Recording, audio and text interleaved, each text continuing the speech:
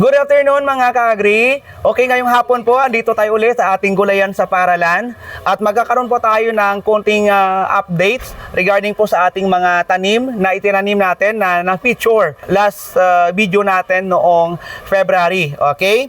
So, ito na po yung itinanim natin last time, yung mga okra. Ayan po. Ayan, lalaki na. Okay, ayan. Oh. Okay, so hanggang po doon yan. Okay. So ngayon, maliban po sa i-update ko kayo, ipapakita ko rin po sa inyo yung animal manure na ginagamit namin bilang pataba dito. Okay, so ito po yung animal manure na binili namin. Ayan. Ayan. So ito po ay dumi ng kambing. Pero matagal na po itong na-stock. Kaya kung makita nyo, parang ano na po siya, para na po siyang lupa. Ayan. So maganda po ito mga ka-agri bilang pataba sa ating mga tanim. So ang gagawin po natin ngayon ay lalagyan natin bawat isa ng pataba. Okay?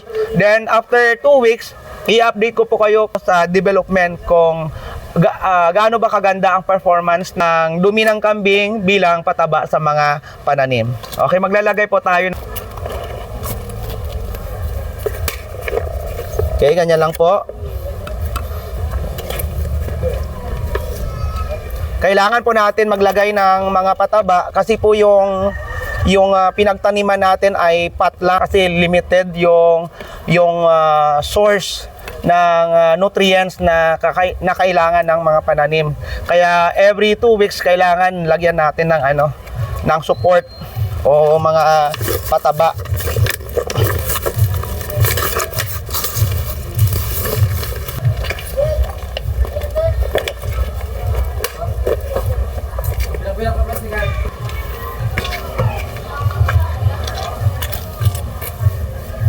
Okay, so natapos na po natin lagyan ng pataba yung pananim natin ng mga okra dito sa kabilang side. So ngayon po lilipat naman tayo doon sa kabila. Okay, dito naman po sa kabila yung mga tanim natin ay yung mga pipino. Ayan po. Ayan, pipino. Ayan, hanggang doon puro po pipino yan. So ngayon, dito rin po ay maglalagay rin po tayo ng pataba. Kailangan po natin i-support yung growth ng pipino. Okay, para maganda po yung yung development. So the same process din po 'yan. Lalagyan na po natin ng dumi ng kambing dito po sa bandang puno. Na video pa. Okay, ito po yung aming sili, may bunga na, ayan oh. Ayan. Okay, di ba? Okay, sige. Okay rin. Oh. Okay, yan naman po yung mga tanim namin na na ampalaya. Yan, ito. Yan.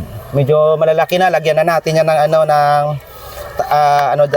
lagyan na natin ng patpat para at saka tali para mayroon siyang kakapitan paakyat. Ayan, malulusog po sila. Okay, at dyan na po nagtatapos yung ating video sa hapon na ito mga ka-agri. Okay, huwag pong kalimutan mag-follow, mag-like, at mag-share po. Okay, maraming salamat po sa inyo. Bye. Ano sila doon? Hello mga Oh, sige. shout out, follow and subscribe.